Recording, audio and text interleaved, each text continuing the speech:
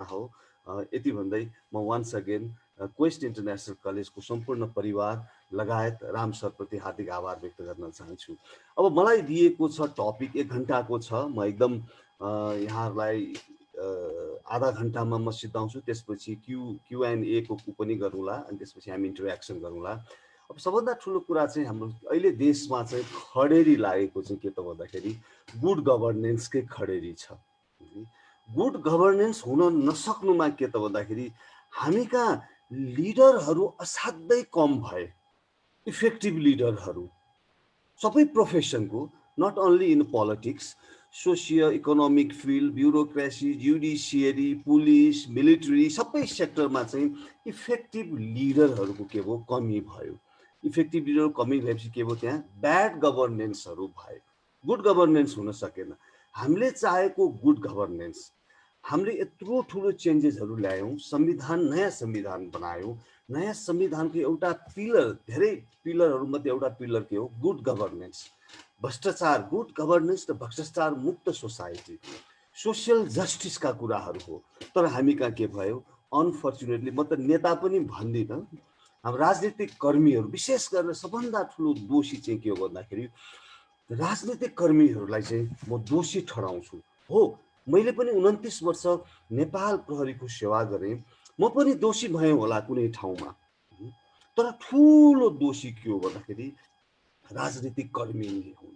म त उहाँहरूलाई चाहिँ नेता पनि भन्दिनँ, राजनीतिक कर्मी, जसको कारणले यो हाम्रो यो हालत भएको छ, जसको कारणले हामीमा ट्रान्सपेरेन्सी छैन, हामीमा पार्टिसिपेटरी हामी छैनौँ, हामी अकाउन्टेबल छैनौँ, हामी रेस्पोन्सिभ छैनौँ, हामी इफेक्टिभ इफिसियन्ट छैनौँ। हामी के त भन्दाखेरि चाहिँ मार्जिनलाइज कम्युनिटीको चाहिँ पक्षमा हामी छैनौँ। हामी आफ्नो स्वार्थमा एकदम लिप्त छौँ, सबै सेक्टरको मेजोरिटी अफ अस। यो मलाई भन्दाखेरि लाज पनि लाग्दैन, यथार्थ त्यही हो। त्यसले गर्दाखेरि के भयो त, हाम्रो पर्फर्मेन्स के भयो, हामीले सोचे अनुसारको हामीले पर्फर्मेन्स दिन सकेनौँ। लिडरसिप चाहिँ के हो भने आदरणीय सरहरू, leadership is not a position, leadership is a action.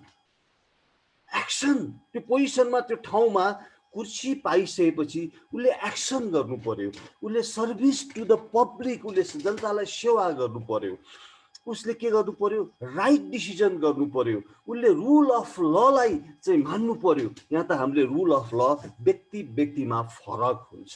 एउटा भनाइ छ नि नेपालमा, ठुलालाई चाहिँ गरिबलाई ऐन। अहिले हाम्रो यहाँ देखिएको छ, हाम्रो नेपालमा पनि एउटै प्रकृतिको केसेसहरूमा यहाँ सबैहरूलाई थाहा छ, एउटै भनौँ न, जब अब देशको सबभन्दा भनौँ न ललिता काण्डमा एउटै प्रकृतिको केसलाई एउटालाई कारवाही भएको छ, हामी त्यसलाई स्वागत गर्छौँ, कारवाही हुनुपर्छ। त्यही प्रकृतिको अर्को मान्छे जो पावरमा छ उसलाई के भएको छ, उन्मुक्ति पाएको छ। यो रुल अफ लको हामीले फलो गरेका छैनौँ।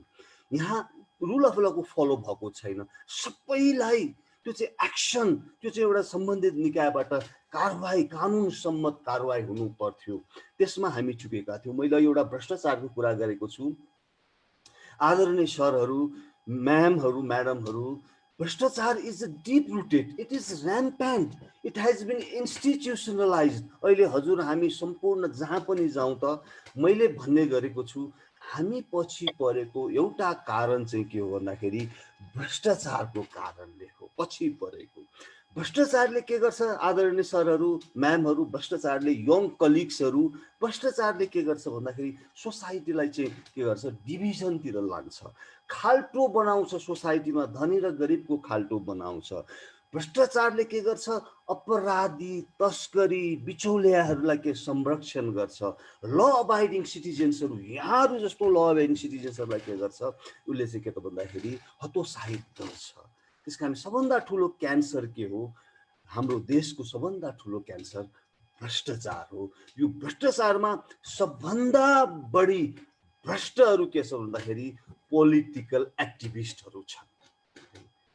पोलिटिकल एक्टिभिस्ट छन्, त्यसपछि जुडिसियरी छ, पुलिस छ, ब्युरोक्रेसी छ, सबै सेक्टरमा छ। जसले मौका पायो, दुर्भाग्य यो देशमा जसले मौका पायो त्यसले के गर्यो, यो नेपाल आमाप्रति अन्याय गरेको छ। मेजोरिटीलाई म त 10%हरूलाई त स्याल्युट गर्न चाहन्छु, हृदयदेखि नै रेस्पेक्ट गर्न चाहन्छु। हेर्नुहोस् त, अहिले पनि एउटा माफियाहरूले चाहिँ देश चलाइरहेका छन्, बिचौलियाले चलाएका छन्। गोविन्द केसी, डाक्टर गोविन्द केसी 19 पटक के त भन्दाखेरि चाहिँ अनसनमा चाहिँ आमरण अनसनमा बस्नु परेको छ।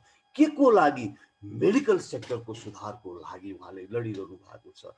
कि एग्रिमेन्ट हुन्छ, सरकारले एग्रिमेन्ट गर्छ, त्यसपछि त्यसलाई इम्प्लिमेन्ट गर्दैन। त्यो के हो? कुशासन हो। डिसिजन गरिसकेपछि त्यसको इम्प्लिमेन्ट हुनुपर्छ। इम्प्लिमेन्ट गर्न सकियो भने मात्र के हुन्छ, अनि त्यहाँ सुशासन आउँछ, रुल अफ लको फलो हुन्छ, भएपछि सुशासन आउँछ। इम्प्युनिटीको अन्त्य हुनुपर्छ। फेरि एउटा दुर्भाग्य हाम्रो देशमा के छ भने आदरणीय सरहरू, इम्प्युनिटी हेज बिन इन्स्टिट्युसनलाइज्ड। इन्स्टिट्युसनलाइज छ। हेर्नुहोस् त, ठुल्ठुलो केसमा अहिले नै एउटा हेर्नुहोस् न, अहिले भर्खर हालसालका केसेसहरूमा चाहिँ सेक्युरिटी प्रिन्टिङ प्रेसका कुराहरू आए। सेक्युरिटी प्रिन्टिङ प्रेस र एउटा दुईवटा केसहरूको हामीले दाजौँ। एउटा चाहिँ हाम्रो चाहिँ पहिलाका चाहिँ अख्तियारका चाहिँ आयुक्त हुनुहुन्थ्यो पाठकजीको केस, र अहिले चाहिँ सेक्युरिटी प्रिन्टिङ प्रेसमा चाहिँ त्यो बेलाको तत्कालीन चाहिँ सञ्चार मन्त्री गोकुल बास्कोटाजीको केस। एउटा केसमा एउटालाई कारवाही हुने, अर्को केसमा उन्मुक्ति हुने। यो के हो? कुशासनको पराकाष्ठ हो। त्यसैबाट के हो, हामी प्रताडित भएका छौँ। मैले एउटा खाली एउटा प्रतिनिधि पात्र, एउटा उदाहरण मात्र दिएको छु। यो इट इज ऱ्याम्पेन्ट भनेको छु। यो सबै क्षेत्रमा छ, इन्स्टिट्युसनलाइज छ। यो चाहिँ के त भन्दाखेरि डिप रुटेड छ। यसलाई हामी इफेक्टिभ लिडरसिपले मात्र यसलाई के गर्न सक्छौँ, हामीले यसलाई मिटिगेट गर्न सक्छौँ। म फेरि I must be very realistic to you, हामीले इलिमिनेट गर्न हामी सक्दैनौँ करप्सनलाई, तर हामी यसलाई मिटिगेट गर्न सक्छौँ, यसलाई हामीले निरुत्साहित गर्न सक्छौँ यदि हामीले त्यो इफेक्टिभ लिडर, सबै सेक्टरमा इफेक्टिभ लिडर हामीले जन्माउन सक्यौँ भने सक्छौँ। हेर्नुहोस् न, हाम्रो देशमा पनि कस्ता कस्ता उदाहरणहरू छैनन् र यो चाहिँ लोड सेडिङकै कुरा गरौँ न। लोड सेडिङमा म अरूतिर कुरा गर्दिनँ। लोड सेडिङ तपाईँ हामी 15 घन्टा 16 घन्टा लोड सेडिङमा बस्न बाध्य थियौँ। त्योभन्दा पहिलाकाले के गरे?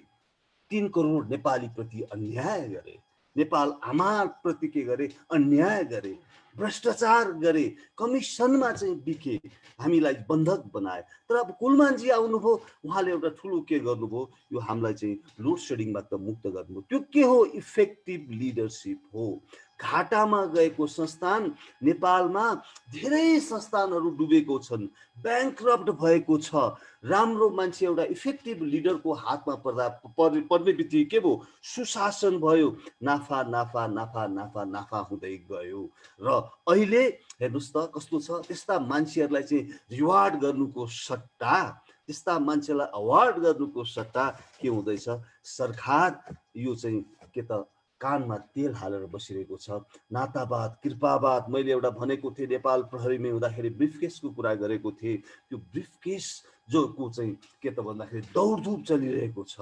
अहिले संवैधानिक निकायमा धेरै चाहिँ पदहरू खाली भएका छन्। त्यो अपराधिक मेन्टालिटीका मान्छे, लम्पसारवादमा विश्वास गर्ने मान्छे, के त भन्दाखेरि देशलाई, नेपाल आमालाई शोषण गर्न एडिक्टेड भएका मान्छेहरू नेताहरूमा चाहिँ के त भन्दाखेरि दौडधुपमा लागिरहेका छन्। उनीहरूबाट तपाईँ हामीले के सुशासनको एक्सपेक्ट गर्ने? उनीहरूबाट कुशासन कुशासन कुशासन मात्र हुन्छ। देश के हुन्छ? खाल्टोमा पर्छ। एउटा कुरा चाहिँ के त भन्दाखेरि फेरि म यहाँ लिडरसिप भनेको यस्तो हो कि लिडरसिप भनेको उसले जसले चाहिँ इन्फ्लुएन्स गर्न सकोस्, मान्छेलाई इन्फ्लुएन्स गर्न सकोस्, इन्फ्लुएन्स उसको फलोवर्स होस्, उसले चाहिँ इन्सपायर गर्न सकोस्, मोटिभेट गर्न सकोस्, गाइड गर्न सकोस्, त्यसपछि पर्फर्म गर्न सकोस्। त्यो के हो? लिडरसिप हो। र तपाईँ हामीले खोजेको त्यस्तो लिडरसिपलाई खोजेको छौँ। लिडर एउटा राम्रो हुने बित्तिकै के हुन्छ? धेरै चेन्जेस आउँछ। मैले आफूले फिल गरेको छु, आदरणीय सरहरू, म्यामहरू, मैले आफ्नो फिल्डमा खटिँदाखेरि, नेपाल प्रहरीको एउटा सदस्य हुँदाखेरि मैले फिल गरेको छु, एकजना मान्छे चेन्ज हुँदाखेरि, एकजना मान्छे राम्रो हुँदाखेरि, एकजना मान्छेले सुशासन को पार्टिसिपेसन, पारदर्शिता, responsiveness, accountability, effectiveness, efficiency, rule of law follow गर्दाखेरि त्यो पुरै के छ, समाज के सुरक्षित हुन्छ। त्यो पुरै अपराधी तस्करीहरूलाई कानुनको दायरामा ल्याउन सकिन्छ। राम्रो ल अबाइडिङ सिटिजन्सहरू नजिक आउँछन् र के हुन्छ, त्यो समाजमा पिस एन्ड ट्राङ्क्युलिटी मेन्टेन हुन्छ। मैले फिल गरेको कुरा, यही रिसोर्सेसमा, यही म्यान पावरमा, क्यापिटल, यो ह्युमन क्यापिटलमा, यही रिसोर्सेसमा हामीले चेन्ज ल्याउन सक्छौँ। त्यसको लागि तपाईँहरूलाई म I would like to encourage you all to be a effective leader बन्नुहोस्। बस बन्ने प्रयास नगर्नुहोस्, तपाईँहरू लिडर बन्नुहोस्। बस र लिडरमा फरक छ। बसले के भन्छ, यु गो भन्छ, लिडरले लेट अस गो भन्छ। त्यस कारण हामी लेट अस गो, यो पार्टिसिपेसनमा चाहिँ कन्सेन्सस ओरिएन्टेडको उसमा एउटा अकाउन्टेबल, रेस्पोन्सिभ भएर हामी अगाडि बढौँ, पारदर्शी भएर अगाडि बढौँ। विल पावर का साथ हामी अगाडि बढ्यौँ भने हामीले सुशासन, हामीले धेरै गर्नु पर्दैन। हेर्नुहोस्, राम्रो ठाउँमा राम्रा मान्छे, अहिलेका चाहिँ नातावाद, कृपावाद यो होइन है। राम्रा मान्छे राम्रो ठाउँमा गर्ने हो भने यो देशले 5 वर्षमा काया प्लट हुन्छ। आदरणीय सरहरू, यो त्यस्तो भिजनरी मान्छेको हामीलाई आवश्यकता छ, भिजनरी लिडरको आवश्यकता छ। भिजनको सहित उसले एक्सन पनि गर्न सकोस्। भिजन त छ, कतिपय हाम्रा चाहिँ यहाँ राजनीतिक कर्मीहरू भनौँ अथवा विभिन्न सेक्टरका मान्छेहरू अक्सफोर्डबाट पिएचडी गरेका होलान्, स्ट्यानफोर्डबाट गरेका होलान्, हार्वर्डबाट गरेका होलान्, केयुबाट गरेका होलान्, टियुबाट गरेका होलान्, तर उहाँहरूको एक्सन भिजन त होला, एक्सन छैन भने त्यसको मतलब हुँदैन। मैले सुरुमै भनेको थिएँ, leadership is an action, right action. त्यस्तो लिडरसिपको तपाईँ हामीलाई खाँचो छ, भिजनरी लिडरको खाँचो छ। मलाई एउटा यो भन्ने बित्तिकै एउटा याद आयो, नेल्सन मण्डेला सरले भनेको कुरा याद आउँछ। उहाँले के भन्नुभएको छ भने, vision without action is passing time. Vision without action is passing time. Action without vision is day dreaming. Vision with action can change the world. तपाईँ हामीमा भिजन पनि चाहिन्छ, एक्सन पनि चाहिन्छ, त्यो बोल्डनेस पनि चाहिन्छ। तपाईँ हामी लायन जस्तो भएर चाहिँ त्यो बोल्डनेसका साथ काम गर्नुपर्छ। त्यसको लागि सबभन्दा पहिलो कुरो त तपाईँ हामी ठिक हुनुपर्छ, तपाईँ हामी एक्जम्पलरी हुनुपर्छ, तपाईँ हामी रोल मोडेल हुनुपर्छ, जसलाई 3 करोड नेपालीहरूले फलो गरोस्, जसको कारणले हजारौँ लाखौँ मान्छे इन्स्पायर होस्, जसको कारणले गर्दाखेरि चाहिँ अरू मान्छेहरू के हुनु पर्ने, त्यो चाहिँ खुसी, अरू मान्छे सुखी होस्, तपाईँ हाम्रो एक्सनले गर्दाखेरि। त्यस कारणले हामीमा त्यो भिजनको आवश्यकता पर्छ। हामीमा साइटको पनि होइन, साइट र भिजनमा फरक पर्छ। साइटले के गर्छ, यो अगाडिको चिज मात्र देख्छ, भिजनले यो बियोन्ड द वाल के छ त्यो कुराहरू देख्छ। तपाईँ हामीमा त्यो भिजनरी लिडरको आवश्यकता परेको छ।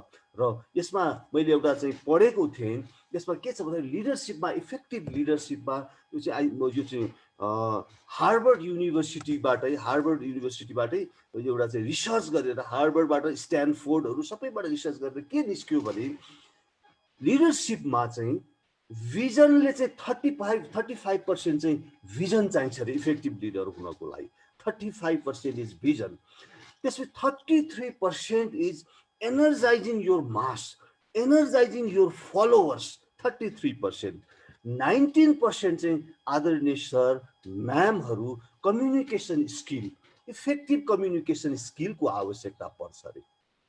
अर्को 8% चाहिँ के त भने, हजुर हाम्रो चाहिँ करिश्मा, एउटा पर्सनालिटी, एउटा क्यारेक्टर, यो करिश्माको एउटा चाहिँ त्यसले महत्त्व राख्छ अरे। 5% मात्र हजुरको मेरो कम्पिटेन्सी, only 5% competency.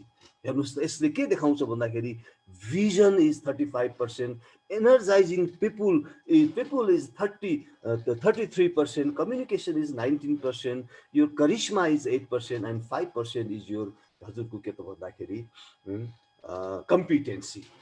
त्यस कारणले हामीले यसरी आफूलाई चाहिँ ग्रुमिङ गर्नु परेको छ। अहिले हामीले आफैलाई ग्रुमिङ गर्न सक्यौँ भने हामीले देशले खोजेको एउटा बाटोमा हामी पुग्न सक्छौँ। एउटा भनाइ पनि छ, मलाई मलाई भर्खर दिमागमा आयो।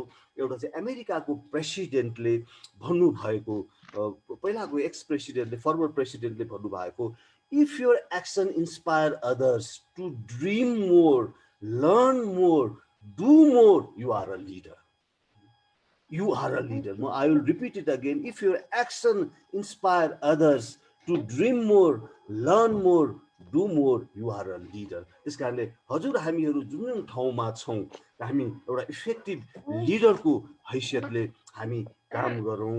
हामी बस होइन, हामी लिडर भएर हामी काम गरौँ भनेर म आदरणीय सम्पूर्ण सरहरूलाई चाहिँ, म्याडमहरूलाई चाहिँ अनुरोध गर्दछु। अब एउटा चाहिँ यो अहिलेको देशमा मैले अहिले एउटा कुरा भनेको थिएँ हजुरहरूलाई, ट्रान्सपरेन्सी, पारदर्शिता भएन भने सुशासन हुँदैन। हामीमा पारदर्शिताको आवश्यकता छ, खाँचो छ। अहिले हेर्नुहोस् त, खोइ त हाम्रो पारदर्शिता हेर्नुहोस् त। अहिले यत्रो चाहिँ हामी महामारीमा छौँ, हामी यत्रो चाहिँ पेन्डेमिकमा छौँ, देशमा चाहिँ औषधि किनबेच हुन्छ, ठुलो यस्तो अप्ठ्यारोमा पनि ठुलो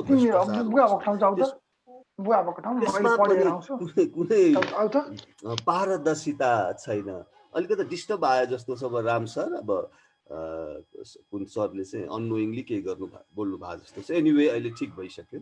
त्यस कारण त्यो पारदर्शिताको पनि हामीले चाहिँ एकदम ध्यान दिनुपर्छ जस्तो मलाई लाग्दछ र मैले फिल गरेको पनि त्यही हो। जुन ठाउँमा पारदर्शिता हुँदैन त्यो ठाउँमा पार्टिसिपेसन हुँदैन।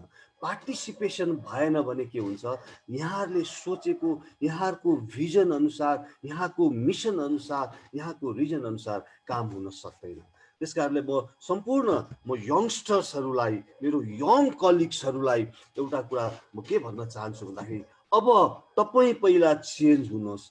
Be the change to see change in this world, to see change in our beautiful country. तपाईँ हामी चेन्ज हौँ पहिला। अहिले मैले भनेको थिएँ, रोल मोडेल भएर हामी आफ्नो काम गरौँ। गाह्रो हुन्छ, अप्ठ्यारो हुन्छ, तर सक्छौँ, हामीले सक्छौँ। तपाईँ हामी आज कतिजना छौँ मैले यसमा देखिनँ, मस्ट बी हामी 30-35 जना हामी छौँ होला। अरू लाइभमा, फेसबुकमा लाइभमा कति साथीहरूले सुनिरहनु भएको छ। म सबैलाई के भन्छु भन्दाखेरि, पहिला हामी चेन्ज हौँ र देशमा, यो नेपालमा चेन्ज लिएर आउँ। त्यसपछि के हुन्छ, हामी एकदम, हाम्रो देश कहाँबाट कहाँ पुग्छ, you can not imagine it. हामीले कल्पनै गर्न सक्दैनौँ। कति गैर जिम्मेवारी चाहिँ क्रियाकलापहरू सरकारले गरिरहेको छ। हेर्नुहोस् त, एउटै मात्र उदाहरण, अहिले यतिलाई हेर्नुहोस् त, कौडीको मूल्यमा चाहिँ गोकर्ण रेसोर्ट दिएको छ।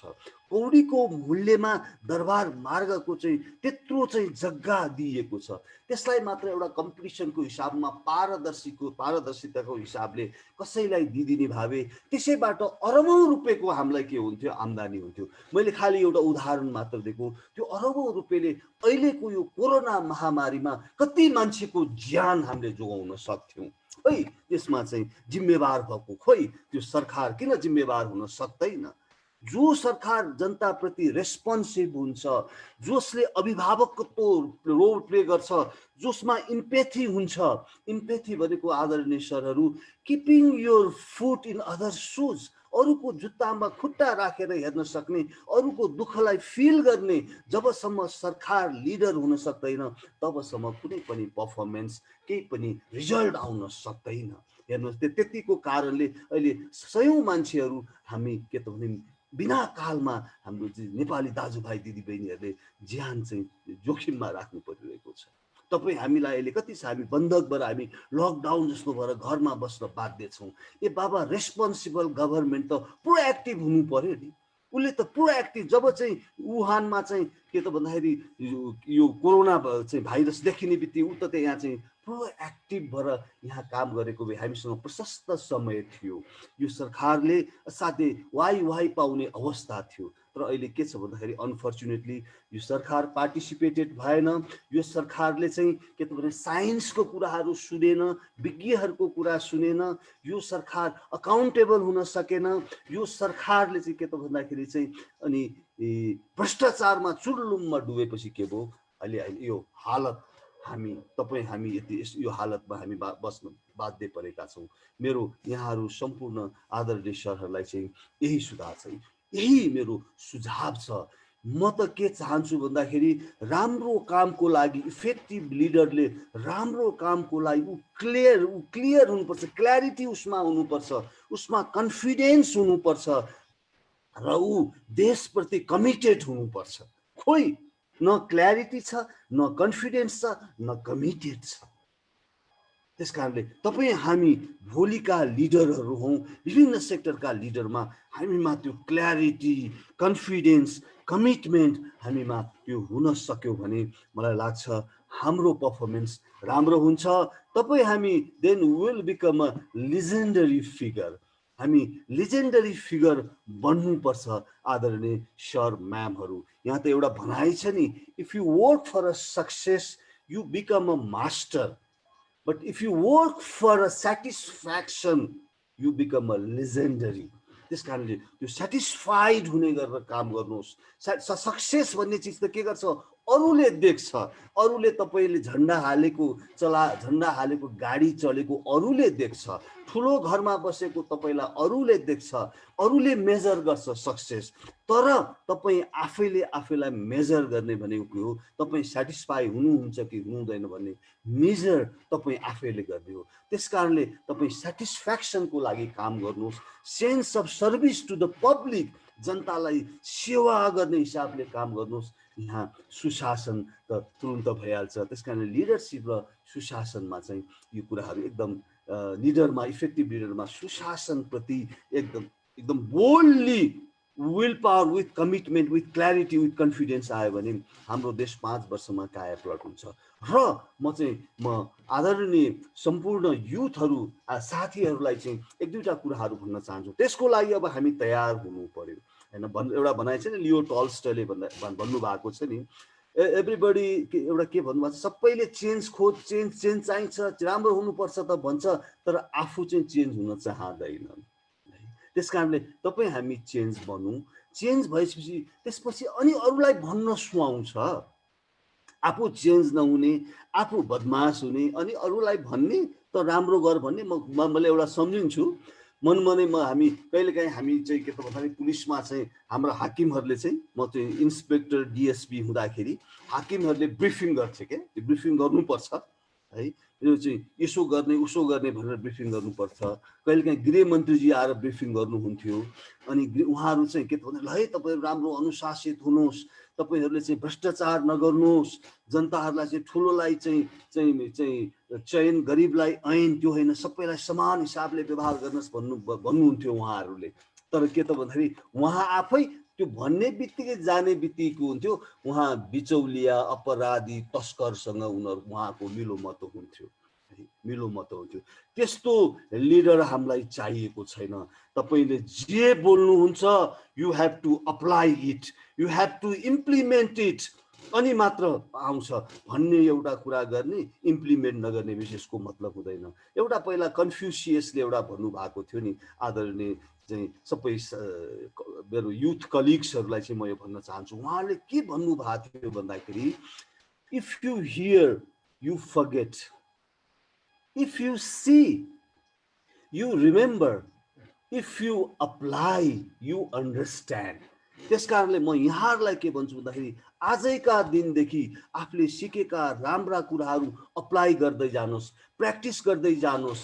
त्यो चाहिँ रियल लाइफमा प्र्याक्टिस गर्दै गएपछि के हुन्छ, भोलि त्यो तुरुन्त त्यो अटो हुन्छ नि, पाइलटहरूले अटोमा राखेपछि कुनबामा चाहिँ माथि जाने, कुन बेला डिसेन्ड हुने, एसेन्ड हुने भन्ने सबै कुरा उसलाई थाहा हुन्छ। त्यस कारण तपाईँहरूले नि अहिलेदेखि नै राम्रो कामलाई ह्याबिट त्यसरी चाहिँ बिल्डअप गर्नुभयो भने तपाईँ अटो रिफ्लेक्सन आउँछ, तपाईँ त्यसैमा कन्डिसन हुनुहुन्छ र के हुन्छ, राम्रो हुन्छ। हेर्नुहोस् किन जापान अहिले किन जापान भइरहेको छ, किन जापानको चाहिँ प्राइम मिनिस्टरले आफू चाहिँ बिरामी भएको हिसाबले उहाँले किन राजीनामा चाहिँ गर्नुहुन्छ।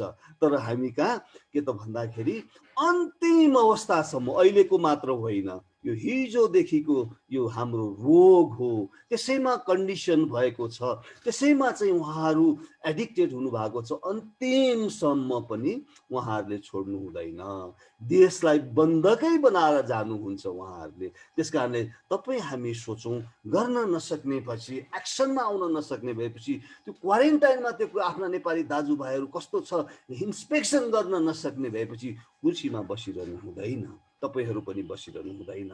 मैले तपाईँहरूलाई थाहा छ नि, मैले आफूले सोचे अनुसारको गर्न नसक्ने भएपछि I separated from this police service. यति राम्रो इन्स्टिट्युसनबाट, त्यो पोजिसनबाट मैले किन त्यहाँबाट सेपरेट नसक्ने, मेरो भिजन अनुसार मैले त्यसलाई अप्लाई गर्न नसक्ने अवस्था भएपछि मैले आई रिजाइन। त्यस कारणले म त के भन्छु भने तपाईँहरूलाई पनि यो भन्न चाहन्छु, यदि तपाईँले सोचे अनुसार गर्न सक्नुभयो भने आफ्नो सेल्फ स्टिमलाई एकदम चाहिँ सेल्फ स्टिम सम्झेर तपाईँहरूले पनि त्यो कुर्सीमा बस्नु हुँदैन। म त I don't insist you, I don't inspire you. र मैले अब छोटो, अब लामो मैले धेरै बोलिसकेको छु, किनभने हामीसँग 1 घन्टा मात्र छ। अब म मेरो युथ कलिग्सहरूलाई के भन्न चाहन्छु भने तपाईँहरूले चाहिँ 2-4वटा आफूलाई स्ट्रेन्थ चाहिँ अहिलेदेखि नै बनाएर राख्नुहोस्। सबभन्दा ठुलो चिज मैले देखेको फिजिकल स्ट्रेन्थ पनि आवश्यक छ आदरणीय, physically fit, physically strength, mental स्ट्रेन्थहरू पनि आवश्यक छ। र मैले देखेको हाम्रो देशमा चप्पल लाएर आएका हाम्रा चाहिँ पोलिटिसियन्सहरू, चप्पल लाएर आएका हाम्रा ब्युरोक्र्याट्सहरू, जुडिसियरीका मान्छे, पुलिस अफिसरहरू, अनि कि उनीहरू केमा विश्वास गरे, मनी मेकिङमा विश्वास गरे। मनी मेकिङ भनेको के हो, मनी अर्निङ र मनी मेकिङमा फरक छ हजुर। मनी मेकिङ भनेको के हो, यस्तै तस्कर, भ्रष्ट, घुसिया, बिचौलियाहरूबाट चाहिँ रातारात जसरी अहिलेका चाहिँ यो पर्सनालिटिजहरू, हाम्रा चाहिँ सोकल लिडरहरू भनौँ वा पोलिटिसियन भनौँ वा ब्युरोक्र्याट्सहरू भनौँ, रातारात धनी भएको के छन् भने 3 करोड नेपालीलाई बन्धक बनाएर भएका छन्, 3 करोड नेपालीलाई शोषण गरेर भएका छन्, नेपाल आमाको रगत खाएर भएका छन्। त्यसरी मनी मेकिङमा हामी लाग्नु हुँदैन, हामी मनी अर्निङ गर्नेतिर लाग्नुपर्छ। तपाईँको मेहनत परिश्रमबाट कमाएको पैसा त्यो दिगो रहिरहन्छ। त्यस कारणले म तपाईँहरूलाई फिजिकल मेन्टल स्ट्रेन्थको साथसाथै अहिलेदेखि नै फिनान्सियल स्ट्रेन्थमा पनि यहाँहरूलाई चाहिँ बलियो हुनको लागि म आह्वान गर्दछु। पसिनाको कमाइमा चाहिँ तपाईँहरू विश्वास गर्नुहोस्, त्यो दिगो रहन्छ। त्यो तपाईँको पसिनाको कमाइबाट के हुन्छ, तपाईँको परिवारहरू सुखी रहन्छ, उनीहरू एउटा ट्र्याकमा हिँड्छ। नत्र तपाईँले इजी मनी मेकिङमा आएका हेर्नुहोस् त के हुन्छ, उनीहरूको के हुन्छ, उनीहरूको कुकर्ममा लाग्छ, उनीहरूको सिडेन्टरी लाइफस्टाइल हुन्छ, उनीहरू चाहिँ यो उनीहरूको चाहिँ विभिन्न चाहिँ कुलतमा उनीहरू लाग्छ। त्यस कारणले मनी चाहिँ फिनान्सियल स्ट्रेन्थमा पनि यहाँहरू लाग्नुहोस्। अर्को एउटा सबभन्दा इम्पोर्टेन्ट चिज आदरणीय सरहरू, हामी इमोसनल्ली इन्टेलिजेन्ट पनि हुनुपर्छ। यो आइक्यू र इक्यूमा चाहिँ के छ भन्दाखेरि एउटा लाइफमा के छ भन्दाखेरि एउटा प्रोफेसनल म्यानेजमेन्ट र पर्सनल म्यानेजमेन्टका 2टा कुराहरू आउँछन्। म आदरणीय सरहरूलाई के छ भन्दाखेरि के भन्छु भन्दाखेरि पर्सनल म्यानेजमेन्टमा चाहिँ हामीले विशेष फोकस गर्नुपर्छ।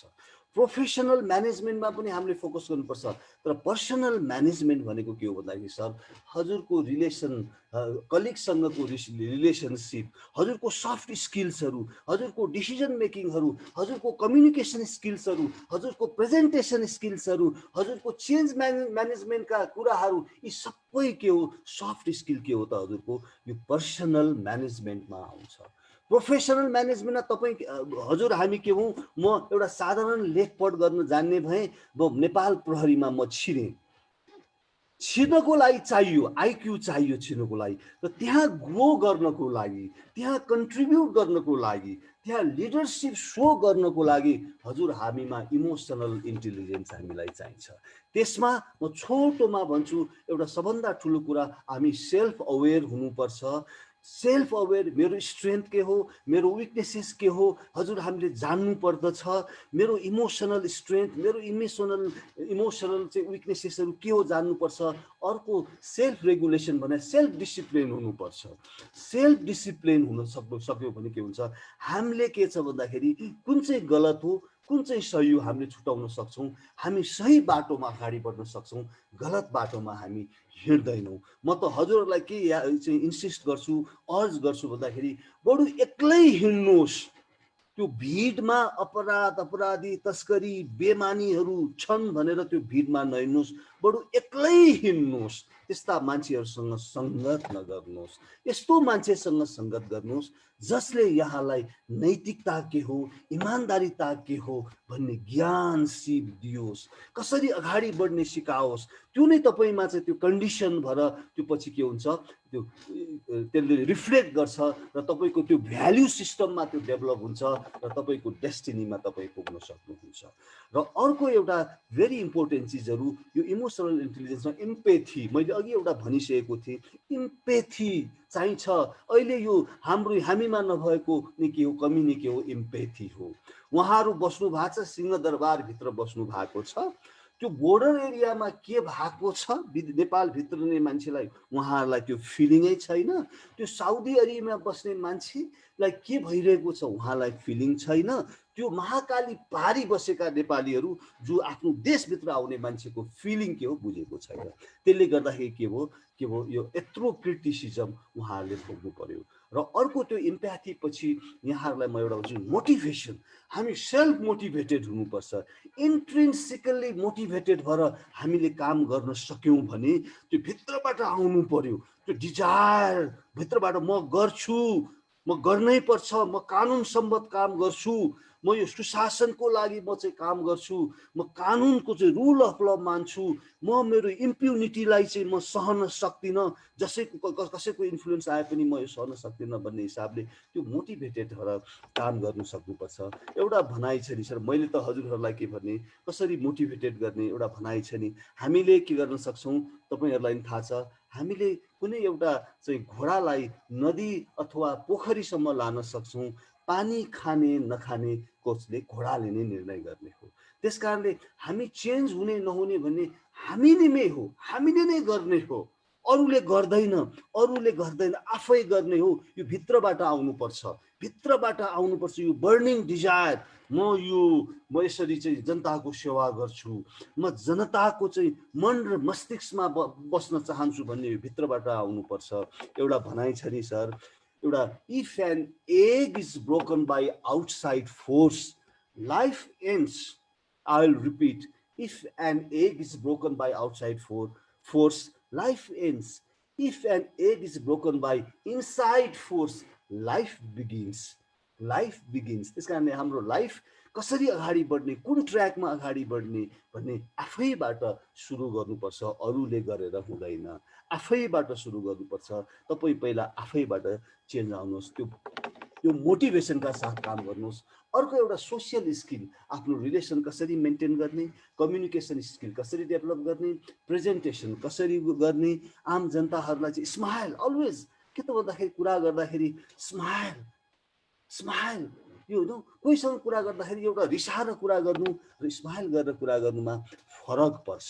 स्माइल गर्ने बित्तिकै उसको के हुन्छ, तपाईँसँग जतिको रिसाएको मान्छे, तपाईँसँग जो रिसाएको मान्छे पनि तपाईँ स्माइल गरेर कुरा गरिदिनु भने उसको 50% अथवा 90% प्रब्लम उठ्छ के त भन्दाखेरि सल्भ हुन्छ। त्यस कारणले अलवेज स्माइल गरेर चाहिँ कुरा गर्नुहोस्। तपाईँले अनि के गर्नुहुन्छ, आफ्नो सबअर्डिनेटसँग पनि स्माइल गरेर कुरा गर्नुहोस्। कसैलाई गाली गर्नु छ भने स्माइल गरेर गाली गर्नुहोस् है। मैले त कहिलेकाहीँ म इमोसनली इन्टेलिजेन्ट मान्छे म थिइनँ नेपाल प्रहरीमा हुँदाखेरि। म कहिलेकाहीँ आफै आउँथ्यो इमोसनल्ली इन्टेलिजेन्ट, कहिलेकाहीँ इमोसनल्ली फुल पनि हुन्थेँ है। इमोसनल्ली फुल हुँदाखेरिको रिजल्ट राम्रो हुँदैन थियो। इमोसनल्ली इन्टेलिजेन्ट गर्दाखेरि मैले कम्युनिकेट गर्दाखेरि अथवा यो चाहिँ देश चेन्जेसहरूका कुराहरू, अरूलाई चाहिँ इन्सपायर गर्ने कुराहरू, इन्फ्लुएन्स गर्ने कुरा, गाइड गर्ने कुरामा चाहिँ फरक पर्थ्यो। त्यस कारणले चाहिँ यहाँहरूलाई चाहिँ एउटा भनाइ छ नि, के त भन्दाखेरि smile wins more friend than frowning भन्छ नि होइन। त्यस कारणले always meet each other with smile is the beginning of love, beginning of affiliation, beginning of friendship. त्यस कारणले म हजुरहरूलाई जहिले पनि जहाँ कुरा गर्दाखेरि पनि स्माइल गरेर कुरा गर्न इन्सिस्ट गर्छु। र अर्को सबभन्दा ठुलो चिज स्पिरिचुअल स्ट्रेन्थहरू पनि हामीमा डेभलप हुनुपर्छ है सर। स्पिरिचुअल स्ट्रेन्थ भनेको your character, your integrity, your honesty, it matters है सर। सबभन्दा ठुलो चिज चाहिँ यही हो। त्यसबाट के जितिन्छ? ट्रस्ट जितिन्छ। ट्रस्ट नजितिकन केही पनि हुनेवाला छैन। जब ट्रस्ट जितिन्छ अनि तपाईँले इन्फ्लुएन्स गर्न सक्नुहुन्छ, तपाईँसँग फलोवर्सहरू हुन्छ, then you become a leader. त्यस कारणले त्यो ट्रस्ट जित्नको लागि चाहिँ यो क्वालिटिजहरू तपाईँहरूले सो गर्नुहोस्। अहिले के छ, ट्रस्ट यो सरकारले ट्रस्ट जित्न सकेको छैन। योभन्दा पहिलाका हाम्रा चाहिँ राजनीतिक कर्मीहरू जो देशका चाहिँ टप पोजिसनमा पुगे, उनीहरूले पनि ट्रस्ट जित्न सकेको छैनन्।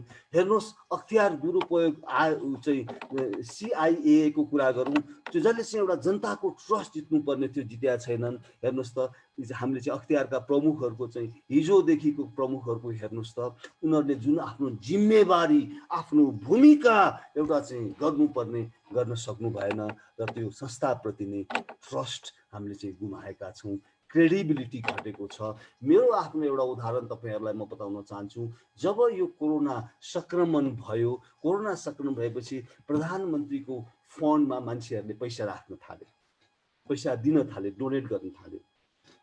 म पनि यो देशको एउटा नागरिक, मैले पनि के गर्नुपर्छ? मैले नि पेन्सन खाइरहेको छु। पेन्सन खाएपछि मैले के सोचेँ भने, म र एकजना हाम्रो पूर्व सचिव हुनुहुन्थ्यो, रक्षा सचिव हुनुहुन्थ्यो, देवेन्द्र सिटौला सर हुनुहुन्थ्यो। हामीले के सोच्यौँ भने, हामीले पनि केही कन्ट्रिब्युट गर्नुपर्छ भने हामीले 15 दिनको चाहिँ के त भन्दाखेरि पेन्सन हामीले चाहिँ दिने निर्णय गऱ्यौँ। कसलाई दिने निर्णय गर्यो? यो फन्डलाई, सरकारलाई दिने निर्णय गरौँ, जसले गर्दाखेरि आम जनताले राहत पाओस् भन्ने हिसाबले गरेको। त्यसको भोलिपल्ट के हो? ओम्नी काण्ड आयो। ओम्नी काण्ड आउने बित्तिकै के भयो? होइन, यो सरकारलाई विश्वास भएन। यो सरकारले के गर्ने भयो? यसले भ्रष्टाचारलाई बढावा गर्यो। यो भ्रष्टाचारको चाहिँ बिचौलिया दलालहरूको दलदलमा यो पस्यो। यसलाई दिनु हुँदैन। यो समाजमा कुन चाहिँ कसले चाहिँ राम्रो काम गरिरहेको छ भनेपछि हामीले के हेऱ्यौँ भने, त्यहाँ एउटा 100 ग्रुपले चाहिँ सम्पूर्ण जसले खान पाइरहेका छैनन् त्यसलाई खाना बाँडिरहेको रहेछ। अनि हामीले उनीहरूलाई सम्पर्क गऱ्यौँ। उहाँले 15 दिनको, मैले 15 दिनको के गऱ्यौँ? हामीले डोनेट गऱ्यौँ। मैले भन्न खोजेको त्यो ट्रस्ट जित्नुपर्छ। लिडरले ट्रस्ट जित्नुपर्छ। यो लिडरले मेरो लागि ज्यान दिन्छ, यो लिडरले मेरो लागि, समाजको लागि र आफ्नो इन्स्टिट्युसनको लागि यसले आफ्नो स्वार्थभन्दा माथि उठेर काम गर्छ भन्ने त्यो ट्रस्ट भयो भने के हुन्छ? सुशासन आउँदछ। र अब धेरै त योभन्दा बढी त म यहाँहरूलाई चाहिँ नभनौँ। यति भन्दै अब करिब मैले यहाँहरूको चाहिँ 40 मिनट करिब मेरा आफ्ना कुराहरू राखेँ। अब म राम सर, अब अरूहरूको सरहरूको पनि कुरा सुन्नु पर्यो। र अन्तमा म एउटा के भन्छु भन्दाखेरि, यो यो के छ भन्दाखेरि, यो सुशासनको लागि चाहिँ के चाहिन्छ भन्दाखेरि, minimum government maximum good governance. Minimum government maximum good गभर्नेन्सको आवश्यकता हामीलाई छ। त्यो भयो भने के हुन्छ?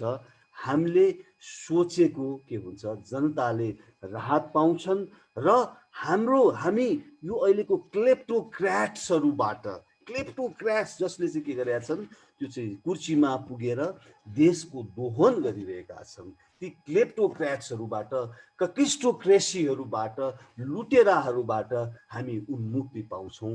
त्यसको लागि हामीहरू सचेत हुनुपर्छ, सचेत भएर अगाडि बढ्नुपर्छ with healthy attitude. Healthy attitude भनेको एउटा सफ्ट स्किल हो। त्यो सफ्ट स्किलले के हुन्छ? एउटा good healthy attitude will take you to high altitude, mount एभरेस्टको टुप्पासम्म पुर्याउँछ। यदि तपाईँका हेल्दी एटिट्युड छ भने हामीले चेन्ज ल्याउन सक्छौँ, हामीसँग यदि हेल्दी एटिट्युड छ भने। र यति भन्दै राम सर, मैले करिब आई थिङ्क मैले 40 मिनट जति आफ्ना कुराहरू राखेँ। अब 20 मिनट चाहिँ अब हजुरहरूको कुराहरू पनि सुन्नु, र मैले जानेको कुराहरू केही क्वेरिजहरू छ भने I would like to share with you. Ram sir, thank you so much. हजुर, thank you so much sir. सरको इन्साइटफुल सेसन, आइडियाजहरू, नयाँ कन्सेप्ट्सहरू सरले सेयर गर्नुहुन्छ। प्रत्येक सेसन्सहरू नयाँ नै लाग्छ म जति सेसनहरूमा बस्छु। मैले एउटा क्वेसन राख्छु र यहाँ भएको पार्टिसिपेन्ट्सहरूलाई पनि request you to interact with Ramesh sir, केही क्वेरिजहरू छ भने। हाम्रो यो सेसनको यो एउटा सिरिजको लक्ष्य के पनि हो भने नेपालमा लिडरसिपको अबको बाटो कस्तो हुनुपर्छ, अहिलेको युथ्सहरूले लिडरसिपलाई कसरी बुझ्नुपर्छ भन्ने खालको पनि हो। र लिडरसिप भन्दै गर्दाखेरि सरले इङ्गित गरे जस्तै नेसनल लिडरसिप नै हो। इन्स्टिट्युसनल लिडरसिप भन्दा पनि नेसनल भनेको पोलिटिकल लिडरसिप ले चाहिँ कसरी ड्राइभ गरिराखेको छ, अथवा एज अ युथ आफ्नो लिडरसिपमा कुनै संस्था कुनै एउटा नेसनलाई ड्राइभ गर्ने हो भने कस्ता खालका स्किल्सहरू चाहिँ इन्जेक्ट गर्दै जानुपर्छ भन्ने खालको पनि हो। सरले क्लियरली इन्क्लाइन के गर्नुभएको छ भने नेपालको पोलिटिक्स काइन्ड अफ डटी नेचरमा अगाडि बढेको छ, यसमा ट्रस्ट त्यति धेरै छैन। युवा भनिएका नेताहरूमा अथवा युवा भनिएका पार्टिजहरूमा जो लिडर्सहरू हुनुहुन्छ उहाँहरूबाट पनि धेरै आशा गर्न सकिने ठाउँहरू छैन भन्ने खालको भाव हामी नर्मल्ली बुझ्छौँ। यो भन्दै गर्दाखेरि यो होइन कि त्यहाँनिर नेता छैनन्, लिडर्सहरू छैनन् भन्ने पनि पक्कै होइन।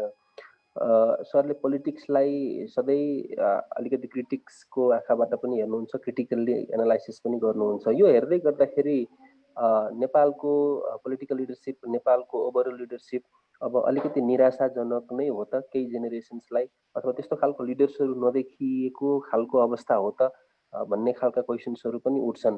यो सन्दर्भमा सरको ओपिनियन के होला sir? Ram sir, thank you so much.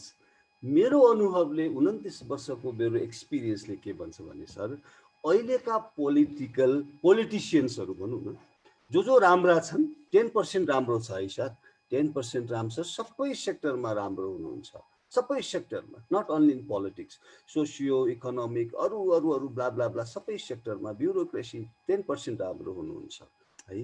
तर त्यो 10% जो चेन्ज एजेन्ट छ, जो चेन्ज चाहन्छ, जो सुशासन चाहन्छ, दे आर नट प्रोटेक्टेड है। उनीहरू प्रोटेक्टेड छैन। त्यो यदि तिनीहरूलाई प्रोटेक्ट गर्न सकेन, केही गरौँ भन्ने चाहिँ मान्छे प्रोटेक्ट गर्न सकेन भने के हुन्छ, फ्रस्ट्रेसन आउँछ। एउटा स्थिति चाहिँ अहिले यो छ। र यहाँको क्वेरिजमा चाहिँ राम सर, यो अहिलेको चाहिँ पोलिटिसियन्सहरूबाट देश उँभो लाग्छ भन्ने कुरा नसोचे हुन्छ। किनभने 10% माइनोरिटीमा छ र त्यो 10% पनि त्यो बोल्डली बोल्न सक्दैन सर। त्यो 10% पनि कुनै न कुनै गुट उपगुटमा लागेको छ, गुट उपगुटमा लागेको छ। उसले चाहिँ एकदम होइन यो ठिक भएन भनेर चाहिँ उसले बोल्डली अगाडि आउन सक्दैन। जो यसरी बोल्डली अगाडि आउन सक्दैन, एकदम पिसफुल्ली आउन सक्दैन, अनि हामीले कसरी एक्सपेक्ट गर्ने त? त्यसै कारणले अब म सबै मेरो चाहिँ युथ कलिग्सहरूलाई के भन्न चाहन्छु भन्दाखेरि, अब यो पोलिटिसियन्सहरूबाट केही पनि हुनेवाला छैन। अब तपाईँ तयार हुनुहोस्, तपाईँले चेन्ज ल्याउनु पर्छ। यदि एउटा भनाइ छ नि, अब यस्तै गलत क्लेप्टोक्र्याट्सहरूले मात्र रुल गरेको टुलु हेर्ने, अरू चाहिँ राम्रा मान्छे त्यसमा नजाने हो भन्ने है, सबभन्दा ठुलो दोषी के हुन्छ? त्यो राम्रा मान्छे नै दोषी हुन्छ है सर। यो एभिल प्रोस्पर हैन, यो अहिलेको चाहिँ यो चाहिँ क्लेप्टोक्रेसी केकिस्टोक्रेसी, यो प्रोस्पर कुन बेला हुन्छ? जब तपाईँ हामी राम्रो गर्न चाहने मान्छे चुबो लाएर मौन भएर बस्छौँ, त्यसपछि के हुन्छ? यो प्रोस्पर हुन्छ। त्यस कारण अब हामीमा के गर्नु पर्यो भने, अघि इन्जेक्सनको कुराहरू आउँछ नि हजुरको, let's inject, let's indoctrinate, let's instil ethics and moral values in our heart. Ethics and moral values हामीले इन आवर हार्ट गर्नै पर्ने हुन्छ। हेर्नुहोस् त, मैले अघि जापानमा एउटा कुरा भनेको थिएँ राम सर, जापानमा के छ भन्दाखेरि ग्राउन्ड जिरोबाट नै के हुन्छ, क्यारेक्टर बिल्डिङका कुराहरू, इन्टिग्रिटीका कुराहरू ग्राउन्ड जिरोबाट नै सिकाइन्छ, स्कुलबाट नै सिकाइन्छ। अनि त्यसपछि कस्ता आबे जस्ता लिडरहरू जन्मिन्छन्, जो लिडरले अब म गर्न सक्दिनँ, मेरो हेल्थ ग्राउन्डले दिँदैन, मैले यो देशलाई बन्धक बनाउनु हुँदैन भने उहाँले बाटो आफ्नो कुर्सी छोडिदिनुहुन्छ र एउटा प्रतिस्पर्धाको आधारमा अर्को एउटा के त भन्दाखेरि राम्रो सक्षम लिडर, पार्टिसिपेसन सबैले रुचाएको मान्छे आउँछ। त्यसको आवश्यकता छ र अहिलेको नयाँ जेनेरेसनको कुराहरू पनि राम सरले गर्नुभएको छ। यो नयाँ जेनेरेसनबाट पनि हामीले आशा गर्ने ठाउँ छैनन्। उहाँहरूलाई पनि स्कुलिङ, उहाँहरूको ग्रुमिङ पनि कस्तो भएको छ भने तोडफोड गर्ने ग्रुमिङ छ। अहिलेका पोलिटिसियन्सहरू हेर्नुहोस् त, ब्याकग्राउन्ड हेर्नुहोस् त कस्तो कताबाट आए। कोही चाहिँ के त भन्दाखेरि चाहिँ इन्सर्जेन्सीको नाममा हजारौँ नेपालीलाई मारेर हत्या गरेर आए, इन्फ्रास्ट्रक्चर ध्वस्त गरेर आए, हेल्थ पोस्ट ध्वस्त गरे, स्कुल ध्वस्त गरे है, सम्पूर्ण सिस्टम ध्वस्त गरेर आए। एउटा कोही हो टाउको काटेर आए झापामा है, अर्को को भयो त्यो चाहिँ यो प्लेनलाई नै चाहिँ के त भन्दाखेरि अपहरण गरेर आए। यस्तो यस्तो र अहिलेका युथहरू पनि के त भन्दाखेरि रेलिङ भत्काएर नेता भएका छन् है। आफ्नो क्याम्पसको क्याम्पस चिफ जस्तो सरलाई को टेबल ठोकेर चाहिँ अहिले नेता हुन खोज्दैछन् र यो चाहिँ विभिन्न चाहिँ त्यो चाहिँ स्टुडेन्ट युनियनमा आएको पैसा, त्यो चाहिँ रकम हिनामिना भ्रष्टाचार गरेर त्यसैमा कन्डिसन भएर उनीहरू नेता हुन खोज्दैछन्। अनि तपाईँ हामीले के एक्सपेक्ट गर्ने? तपाईँ हामी चाहिँ फेरि कहिले कहिले यसलाई कसले उसलाई भोट हालेर उनीहरूलाई नै पावरमा पुर्याउने? नो, अब हुँदैन। अब युथहरू जाग्नुपर्छ, पिसफुल्ली जाग्नुपर्छ, पिसफुल्ली आफ्नो अधिकारको के गर्नुपर्छ, सुनिश्चित गर्नुपर्छ, संविधानले दिएको अधिकारको सुनिश्चित गर्नुपर्छ, अनि चेन्ज आउँछ। राम सर।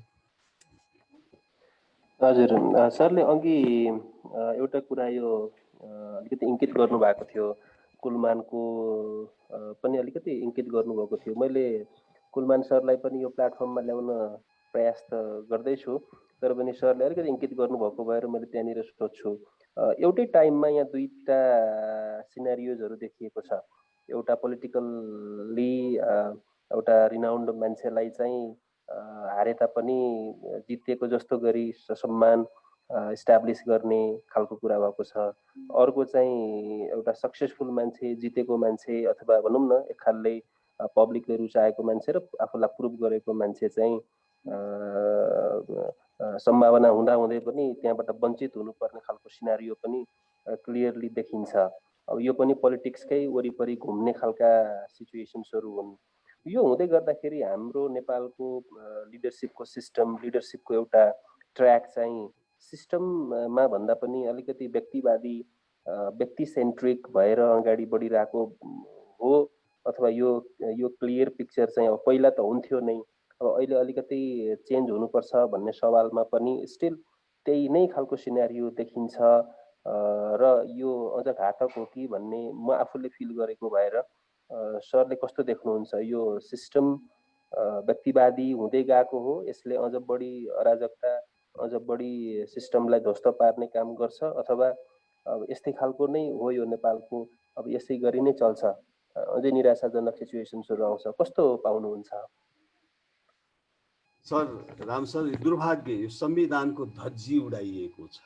यो संविधानलाई, संविधानको स्पिरिटको गरिएको छ। हारेको मान्छे, जनताबाट इन्कार गरिएको मान्छेलाई आफ्नो कुर्सी जोगाउन है, फेरि सर यो अरू केही पनि होइन, आफ्नो कुर्सी जोगाउन, आफ्नोपट्टिको चाहिँ पासा अलि बलियो बनाउनको लागि के गरिया छ, अप्पर हाउसमा ल्याइएको छ। यो जस्तो दुर्भाग्य के हुन्छ? यस्ता धेरै घटनाहरू छन्। जनताले चाहिँ नो भने मान्छे यहाँ ल्याउने चाहिँ ठाउँ दिने, उहाँ मात्र होइन, फेरि उहाँमा अरूहरू पनि हुनुहुन्छ, धेरै छन्, 6-7 जना हुनुहुन्छ। जनताले नो भनेका मान्छेहरूलाई चाहिँ गरेर अगाडि के हो यो सबै के भने स्वार्थ, सेल्फ सेन्ट्रिक, देशको कानुनको। किनभने मैले अघि एउटा के भनेको थिएँ भने राम सर, उहाँहरूबाट केही आशा नगरे हुन्छ। उहाँहरू त्यसरी नै ग्रुमिङ हुनुभएको छ, त्यसरी नै उहाँहरूको चाहिँ स्कुलिङ भएको थियो, त्यसैमा उहाँहरू रमाउनुहुन्छ।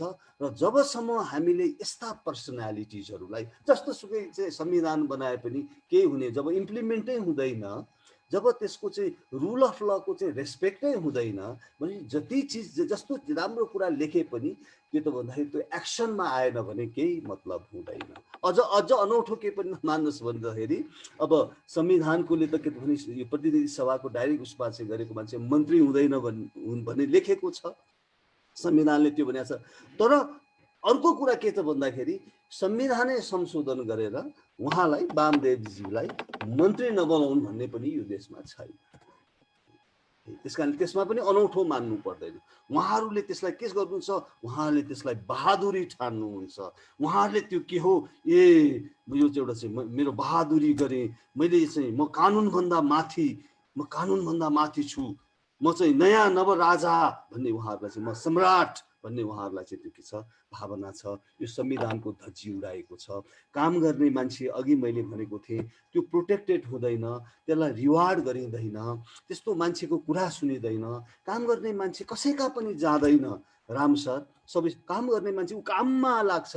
तर यस्तै मान्छेहरू जो चाहिँ के त भने खुराफाती गर्न सिपालु छन्, जो लम्पसारवादमा विश्वास गर्छन्, जो आफू पनि चाहिँ 3 करोड नेपालीलाई चाहिँ बन्धक बनाएर कमाउनमा लाग्छन् र अरूलाई पनि चाहिँ ब्रिफकेस बुझाउँछन्, जो चाहिँ बिचौलिया छन्, जो अपराधिक मेन्टालिटीका छन्, त्यस्तै मान्छेको अहिले के हुन्छ, यो अवस्थामा अझ हामीले यसलाई चेन्ज गर्न सकेनौँ। तपाईँ हामी टुलटुलु हेरेर बस्यो भने यो अझ 10 वर्ष, 15 वर्ष, 20 वर्ष यसरी नै जान्छ। हजुर, धन्यवाद सर। झाजी ले एउटा क्वेसन राख्नु भएको छ, सरले आफै क्वेसन राखिदिए राम्रो हुन्थ्यो। झाजी सुन्दै हुनुहुन्छ?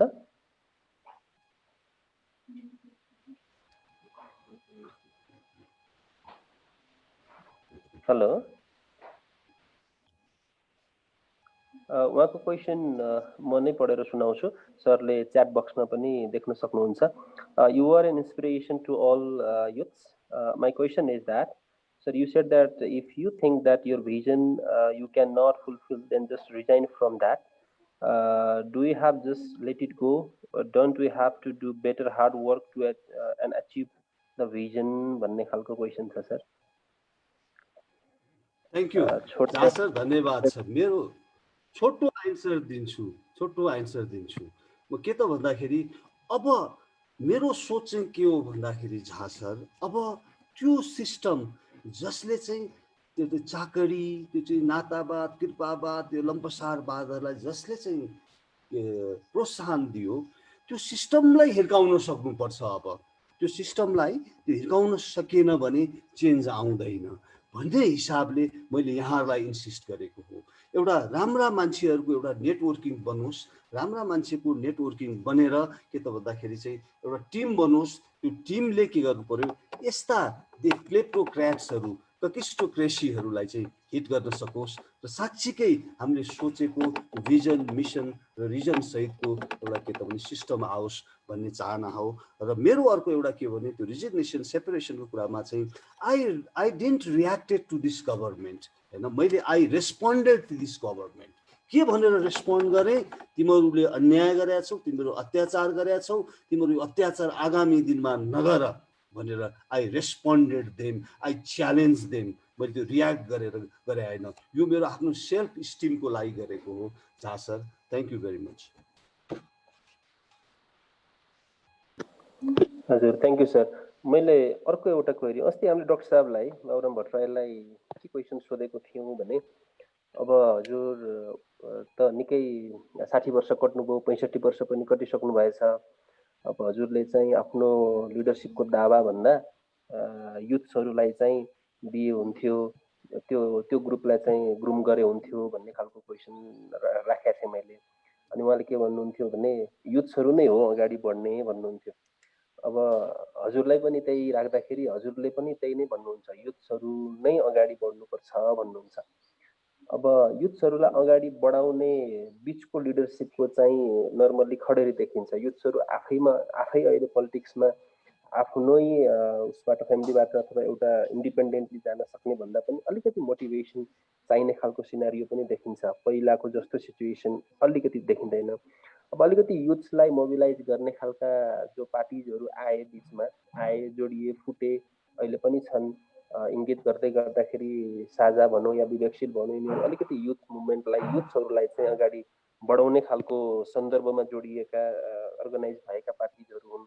तर तिनीहरूमा पनि क्लियरली हामीले एउटा लिडरसिपमा भिजन र त्यो खालको डेडिकेसन नदेख्दै गर्दा, र अब सरले पनि भन्दै गर्दाखेरि युथ्सहरू आउनुपर्छ भन्दै गर्दाखेरि युथ्सहरूलाई ल्याउने एउटा मेकानिजम चाहिँ के हुनसक्छ? यति धेरै छरिएर रहेका देश विदेशका युवाहरूलाई डेभलपमेन्टको, पोलिटिक्सको अथवा लिडरसिपको मेन स्ट्रिमिङमा ल्याउने एउटा नटिङ, एउटा टाइङ नट चाहिँ के हुनसक्छ, रोप चाहिँ के हुनसक्छ, कसरी हुन सक्ला त्यो रमेश सर? राम सर, यो यसको त्यति सजिलो आन्सर चाहिँ छैन है, यसको लागि बडा उ छ, सजिलो छैन यो। तैपनि म चाहिँ के भन्छु भन्दाखेरि हामीले मेरो एउटा चाहना के हो भन्दा एउटा इन्भाइरोमेन्ट क्रिएट गरिदिने हो, कन्ड्युसिभ इन्भाइरोमेन्ट है। यस्तो कन्ड्युसिभ इन्भाइरोमेन्ट, यस्तो प्लेटफर्म बनोस् जहाँ चाहिँ के त भन्दाखेरि चाहिँ आफ्नो क्षमता अनुसार है उसले त्यहाँ ग्रो गर्न पाओस्। त्यस्तो इन्भाइरोमेन्ट क्रिएट गरिदिने, मोटिभेटिङ इन्भाइरोमेन्ट क्रिएट गरिदिने। अहिले मैले मोटिभेसनको कुरा गर्दाखेरि एक्सट्रिन्सिक मोटिभेसन र इन्ट्रिन्सिक मोटिभेसनको पनि कुरा गरेको थिएँ। यस्तो क्रिएट होस् कि त्यो चाहिँ भित्रबाट आफूलाई गरौँ गरौँ गरौँ लागोस् भन्ने एउटा चाहिँ के त भन्दाखेरि एउटा प्लेटफर्म तयार गरिदिने हो। र त्यो कुन ठिक छ कुन ठिक छैन भन्ने कुरा त अहिलेका युथहरू त धेरै के छ भन्दाखेरि इनोभेटिभ छन्, क्रिएटिभ छन्, ब्रिलियन्ट छन्, इमोसनली इन्टेलिजेन्ट छन्, चाहिँ सब मेन्टल्ली एकदम सार्प छन्। त्यस कारण उनीहरूले आफैले छुट्याउनुपर्छ। तर मेरो आफ्नो व्यक्तिगत मेरो भनाइ चाहिँ के भने हामी एउटा प्लेटफर्म तयार गरिदिउँ जसमा चाहिँ युथ आफै ग्रो हुन सकोस्, युथ कसैको गुट उपगुटमा जानु नपरोस्। अब अहिले हेर्नुहोस् त त्यो पार्टीहरूमा पनि मैले एक दिन एकजना चाहिँ नेताले मलाई नेपाल प्रहरीमै हुँदाखेरि बोलाउनु भएको थियो। के छ नेपाल प्रहरीमा के गर्दा ठिक हुन्छ भनेर पूर्व प्रधानमन्त्रीले बोलाउनु भएको थियो। म गएँ, आफ्ना कुराहरू राख्नको लागि गएँ। त्यहाँ गएको त 200 जना मान्छे उहाँको घरमा, सबै अपराधी छन्, युथ छन्, के छन्, नेता छन्, ऊ छन्, भए भरका चाहिँ मैले त सोसाइटीको त सबै मान्छे चिन्थेँ, किनभने त्यसमाथि पनि नेपाल प्रहरी भएर सेवा गर्न पाएको हिसाबले मैले धेरै चिन्थेँ। मलाई त यति फ्रस्ट्रेसन भयो, म त्यहाँ 1 मिनट पनि उभिन सकिनँ त्यो देखेर, त्यो इन्भाइरोमेन्ट देखेर 1 मिनट पनि उभिन नसकेपछि मैले तुरुन्त जसले मलाई त्यहाँ बोलाउनु भएको थियो उहाँलाई फोन गरेँ। म त यहाँ सबै देख्छु, तस्कर देख्छु, अपराधी देख्छु, गुन्डा देख्छु, डन देख्छु, राम्रा युथ पनि देख्छु, नराम्रा पनि देख्छु है। यो म त यहाँ उभिएर बस्न सक्दिनँ, मलाई कि भेटाउने भयो अहिले, तुरुन्त भेटाउनु दिनुहोस् भन्दा त म फर्किन्छु भनेपछि अनि तुरुन्त मलाई भित्रबाट चाहिँ ढोका खोलिएर बोलाइयो। आफ्ना कुराहरू मैले त्यहाँ राखेर म फर्केँ है। मैले यो किन भन्न खोजेँ भने सर, यो इन्भाइरोमेन्ट, यो प्लेटफर्म हामीले यस्तो क्रिएट गरिदिनुपर्छ कि त्यो प्लेटफर्ममा कसैको त्यो यति ट्रान्सपरेन्ट होस्, त्यो चाहिँ एकदम पार्टिसिपेटरी होस्, त्यो प्लेटफर्ममा चाहिँ सबै डिसिजनहरूमा चाहिँ कन्सेन्सस ओरिएन्टेड होस् है। त्यसमा कसैलाई लाखा कसैलाई पाखा नगरियोस्। त्यसमा एउटा फ्रेमवर्कको चाहिँ रुल अफ ल अनुसार अगाडि बढोस् है, जसले गर्दाखेरि उनीहरूलाई, त्यो युथहरूलाई पनि आफैलाई उसले इभ्यालुएट गर्न सकोस् है। अहिले त उनीहरूको इभ्यालुएसन, उनीहरूको पर्फर्मेन्स भनेको नेताहरूमालाई कतिको उसले रिजाउन सकेको छ, ऊ कतिको यस म्यान यस वुमन हुन सकेको छ, त्यसमा डिपेन्ड हुन्छ है। र उनीहरूले त्यस्तै यस म्यान यस वुमनलाई नै उनीहरूले के गर्छन्, छान्छन्। अब हेर्नुहोस् है, अहिले विभिन्न संवैधानिक आयोगहरू खाली भएको छ। अब त्यहाँ हेर्नु होला प्रोफेसनल मान्छे, कम्पिटेन्ट मान्छे, इथिकल्ली स्ट्रङ मान्छे, क्यारेक्टर भएको मान्छे, रुल अफ लमा लाग्ने मान्छे कसैकोमा पनि ऊ जाँदैन, कसैका पनि ऊ जाँदैन। र उनीहरूले कस्तो मान्छे खोज्छ, यस म्यान यस वुमन खोज्छ है। त्यो तपाईँलाई अब अहिले त म किन भन्दिनँ, अहिले नामै किटेर को आउँछ भनेर म भनिदिन सक्छु, त्यो हैसियतमा छु म है। त्यो मैले यो भन्न खोजेँ इन्भाइरोमेन्टको कुराहरू हो। त्यस कारण म चाहिँ युथहरूलाई चाहिँ यस्तो प्लेटफर्म बनाउन सकौँ, त्यो प्लेटफर्ममा चाहिँ ऊ आफै मोटिभेट हुन सकोस् र आफै ग्रो हुन सकोस्। उसको आफ्नो क्षमता, उसको अनेस्टी, उसको इथिकल ब्याकग्राउन्ड, उसको हिस्ट्री सिट सबै हेरेर उसको भिजन सबै र आफै ग्रो हुन सकोस्। र त्यसरी हामीले त्यस्तो प्लेटफर्म हामीले बनाउन सक्यौँ भने चाहिँ राम्रो हुन्छ। एउटाले मैले बास्केटबल, म पहिलाको बास्केटबल खेलाडी भएको हिसाबले एउटा बास्केटबल कोचले भनेको मलाई ठ्याक्कै याद आइहाल्यो र I just want to share with you है, सबै सरहरूसँग के भन्नुभएको थियो भने, I do not motivate any players रे, उहाँले भनेको I do not motivate any players, you cannot motivate any one, what you can do is you can create a motivating environment है। मोटिभेटिङ इन्भाइरोमेन्ट क्रिएट भएपछि मान्छे आफै motivated हुन्छ भन्ने कुरा चाहिँ उहाँले भनेकोले हामी चाहिँ, म चाहिँ के भन्न चाहन्छु भने यस्तो सोचेको छु, मैले यस्तो प्लेटफर्म सोचेको छु जहाँ युथहरू आफै ग्रो हुन सकोस्, कसैलाई काने खुसी गरेर, कसैलाई चाकडी गरेर नहोस्, उसको आफ्नो क्षमताबाट जनताको चाहिँ मन र मस्तिष्क जितेर ऊ माथि जान सकोस्। र त्यस्तोलाई पनि के गर्न सकौँ हामी जस्तो मान्छे, म त एउटा चाहिँ 29 वर्ष नेपाल प्रहरीमा सेवा गरेँ, 8-9 वर्ष इन्टरनेसनल भलिबल खेलाडी, इन्टरनेसनल ह्यान्डबल खेलाडी भएर देशको सेवा गरेपछि अब मैले एउटा व्यक्तिगत रूपमा भन्नुपर्दा मैले युथहरूलाई एउटा प्लेटफर्म तयार गरिदिने हो र उहाँहरू ग्रो हुने हो। उहाँहरूलाई एउटा चाहिँ हामीले एउटा काउन्सिलिङ गर्ने हो, यो राम्रो यो नराम्रो, यो ट्र्याकमा हिँड्नुपर्छ, यो ट्र्याकमा हिँडेपछि डेस्टिनेसनमा पुग्न सकिन्छ, you will become a legendary figure भनेर हामीले चाहिँ एउटा उसलाई के त भन्दाखेरि ग्रुमिङ गर्ने हो। त्यति मात्र हो मैले गर्ने।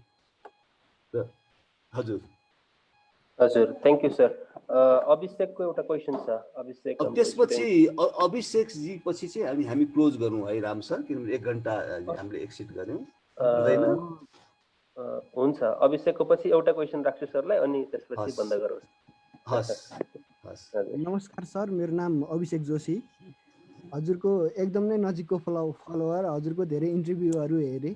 मेरो क्वेसन चाहिँ, हजुर हनुमान ढोका सरुवा भएर आइरहँदा म एउटा मात्र मानसिकता बोकेर आएको हुँ, मेरो यहाँबाट जुनसुकै बेलामा सरुवा हुन्छ भनेर भन्नुभएको थियो। त्यति बेला एज अ लिडर हजुरलाई के कस्ता प्रेसरहरू, बाधाहरू आउँथे? अनि एउटा अर्को प्रश्न, हजुरको जीवराम भण्डारी सरसँगको इन्टरभ्यू पनि हेरेँ।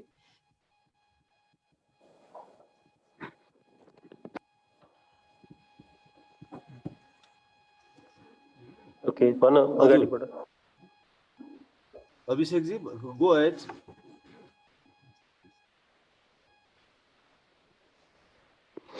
हेलो अभिषेक, उसको कनेक्सनमा केही प्रब्लम भयो जस्तो लाग्यो। क्वेसन कम्प्लिट अलि भएन। अभिषेक सरको कम्प्लिट भएन, तर मैले अलिअलि त्यो प्रेसरका कुराहरू आए जीवराम भण्डारी सरको कि उहाँको अनम्युट नभएको कि राम सर, उहाँलाई कम्प्लिट गर्न दिउँ नि त हजुर। अनि उसकै केही डिस्टर्ब भयो जस्तो लाग्यो सर, अनम्युट छैन, म्युट छैन। ए हजुर हजुर। ऊ भेरी कनेक्ट होला कि उसले सन्दर्भ कोट्याउँदै थियो। हाम्रो कोलिन किरण श्रेष्ठ सरको एउटा क्वेसन छ सर। सेरेमोनियल किङसिपमा सर इन फेभर हुनुहुन्छ अथवा केही समय चाहिँ आर्मी गभर्मेन्ट चाहिने हो नेपालको कन्टेक्स्टमा भन्ने खालको प्रश्न छ। हजुर हजुर हजुर, कसले सोध्नु भएको रे यो हजुर? कोलिन किरण श्रेष्ठ हुनुहुन्छ। ए कोलिन सरले सोध्नु भएको। Colin sir thank you. Abhishek sir तपाईँ दुइटैको म आन्सर दिएर यसलाई क्लोज गरौँ है। म त रमाइलो भएको थियो। अब राम सर, अब यो चाहिँ कलेज छु, ऊ आएपछि बोलाउनु होला, म आउँछु है, 1 हप्ता अगाडि थाहा पाऊँ अनि म्यानेज गरेर आउँला है राम सर। अब अभिषेक सरको क्वेसन चाहिँ म के उहाँले भन्नुभएको चाहिँ प्रेसरको कुराहरू हेर्नुहोस्। प्रेसर त मलाई के थियो भन्दाखेरि कुनै पनि पोस्टिङमा मैले चाहिँ 29 वर्ष आएको, कुनै पनि पोस्टिङ मलाई यो पोस्टिङमा पठाइदेऊ भनेर मैले कुनै पनि पावर सेन्टरका म गइनँ। नम्बर 1 कसैका पनि गएर मलाई यो पोस्टिङ काठमाडौँमा म 2 पटक चिफ भएर आएको। यो चाहिँ ऐतिहासिक हो, अहिलेसम्म कोही पनि 2 पटक चिफ भएर आएको छैन। त्यो दुइटै अब पहिलामा के भन्दा पहिलो पटक आउँदाखेरि तत्कालीन सरकारले त्यो बेलामा माओवादीहरूको अनिश्चितकालीन बन्दलाई म्यानेज गर्नको लागि अब कसलाई बोलाउने भनेर मलाई खोजेर पोखराबाट रातारात 12 घन्टामा मलाई ल्याइयो एउटा। त्यसपछि आफ्नो जिम्मेवारी पुरा गरियो। त्यसपछि दोस्रो पटक रिक्वेस्ट गरेर 3 पटक रिक्वेस्ट गरेर आइदिनुहोस् भनेपछि म आएको। र मेरो एउटा चाहिँ कस्तो एउटा चाहिँ म यसरी चाहिँ कन्डिसन भइसकेको थियो कि मलाई कसैले पनि प्रेसर दिँदैन थियो अभिषेकजी। किन दिँदैन थियो भने यसलाई प्रेसर दिनु, यसलाई भन्नु बेकार हो। यसले कानुन अनुसार काम गर्छ, कसैको प्रभावमा यो पर्दैन, यसले न्याय दिन्छ, यसले रुल अफ लको फलो गर्छ, यसले धनीलाई चैन गरिबलाई ऐन भन्ने गर्दैन, यसले देखेको इन्भेस्टिगेसनबाट देखेको आफ्नो आत्माले देखेको कुरा गर्छ भनेर मलाई कसैले पनि प्रेसर दिँदैन थियो। That was my beauty. त्यो कसरी सम्भव भयो भने मैले आफैलाई त्यसरी कन्डिसनमा राखेँ, त्यही प्र्याक्टिस गरेँ। मैले भनेको थिएँ नि, practice, apply apply apply, practice practice practice. त्यसपछि के हुन्छ, कसैले गर्न सक्दैन, कसैले त्यो गर्न सक्दैन। त्यस कारण मलाई कसैको प्रेसर आउँदैन थियो है। तर कसैले प्रेसर गरिहाल्यो भने पनि म हाँसेर स्माइल गरेर, ए हो सर, अब हेरौँला, कानुनले जे भन्छ, अनुसन्धानले जे देखिन्छ त्यही गरौँला है सर भन्थेँ, अनि म राखिदिन्थेँ।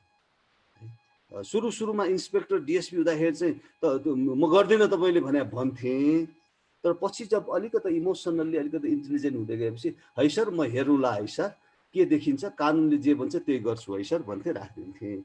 त्यो अर्को चाहिँ उहाँले जीवराम भण्डारी सरले के भन्नुभएको त्यो चाहिँ मैले पाइनँ, त्यस कारणले त्यो यसपछि सुनौला। अर्को अब चाहिँ कोलिन सरको चाहिँ उसमा चाहिँ कन्स्टिट्युसनल मोनार्कीको कुराहरू उहाँले गर्नुभयो है, अथवा आर्मीको कुरा। हेर्नुहोस्, यो अहिले हामीको यो अहिलेको लोकतन्त्र भनेको असाध्यै, यो प्रजातन्त्रको कुनै छैन, यसको कुनै सब्स्टिट्युटै छैन। हामी के त, म पनि पृथ्वीनारायण शाहलाई असाध्यै रेस्पेक्ट गर्ने मान्छे हुँ, असाध्यै रेस्पेक्ट गर्ने। हामीले टेस्ट गऱ्यौँ नि त, हामीले त्यो टेस्ट गऱ्यौँ। अहिलेका नेताहरू, अहिलेका राजनीतिक कर्मी पनि टेस्ट गऱ्यौँ, अनि पूर्व राजा ज्ञानेन्द्रलाई पनि हामीले टेस्ट गऱ्यौँ नि। टेस्ट गर्दाखेरि के भयो, सबै के भए, फेल भए।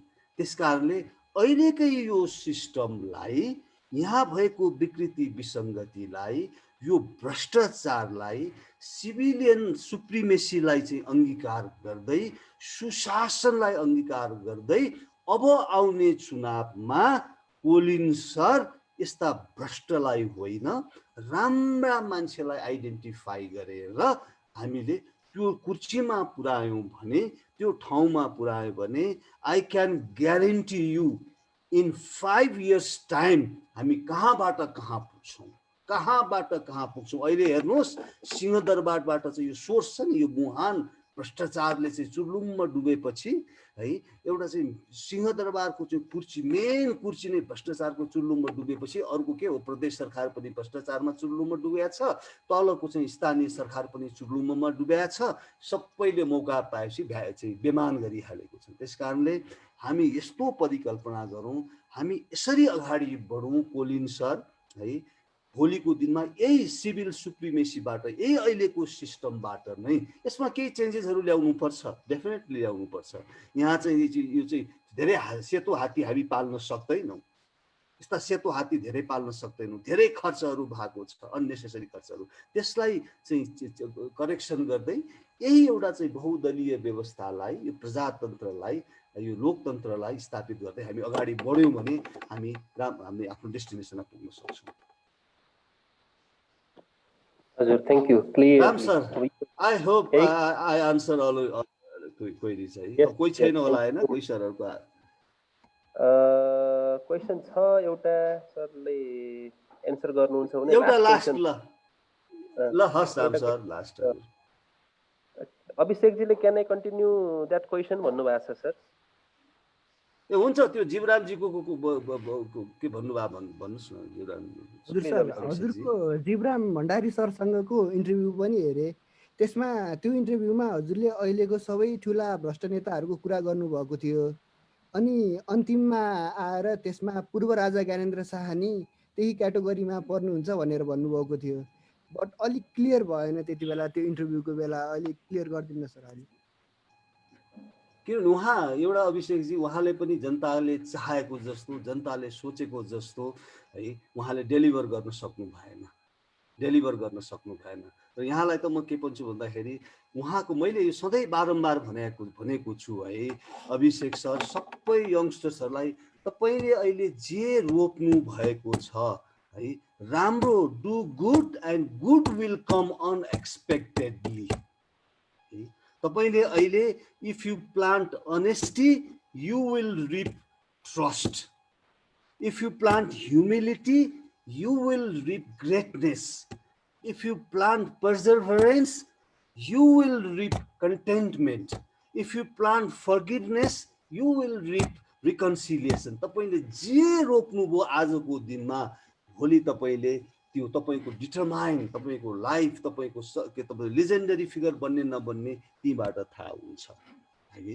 त्यसले मेरो भन्नुको अर्थ के भन्दाखेरि उहाँको मैले आफ्नो पर्सनल्ली हेर्दाखेरि उहाँको इतिहास पनि राम्रो थिएन अभिषेकजी। म त एउटा पुलिसको मान्छे हुँ र उहाँले तुरुन्त त्यत्रो ठुलो चाहिँ मासाकार भयो, त्यत्रो ठुलो मासाकार भयो दरबारमा, त्यसपछि जनतालाई दिनुपर्ने सर्भिस, जनतालाई एउटा पार्टिसिपेटोरी हिसाबमा जनताको कन्सेन्ससबाट ल्याउनु पर्नेको सट्टा उहाँहरूले टेस्टेड मान्छे, ट्रायल मान्छे र अनट्रस्टेड मान्छे श्रीलङ्काबाट झिकाएर कहाँबाट झिकाएर ल्याउनु भयो।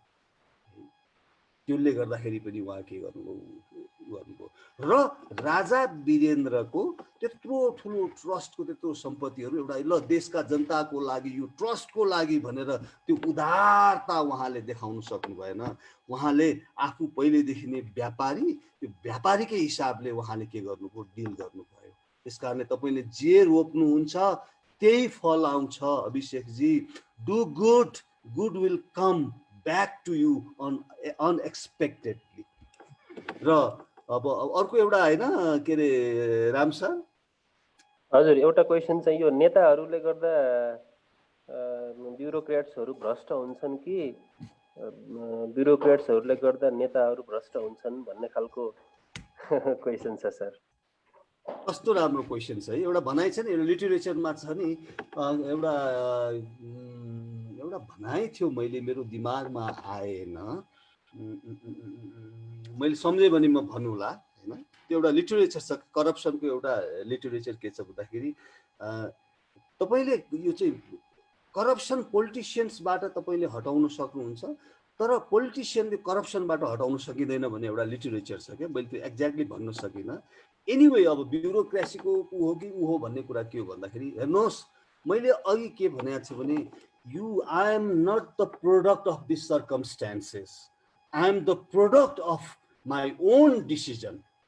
है त्यो ब्युरोक्रेट्स भनौँ, पुलिस भनौँ, त्यो जोसुकै के अरे चाहिँ आर्मीको अफिसर भनौँ है, त्यसपछि जोसुकै होस्, त्यो पोलिटिसियन्सको कारणले होइन, त्यो आफ्नो स्वार्थको कारणले हो। उसले नो भन्न सक्छ नि, खोइ मलाई त कसैले भन्न सक्दैन थिए त, कसैले इन्फ्लुएन्स गर्न सक्दैन थिए।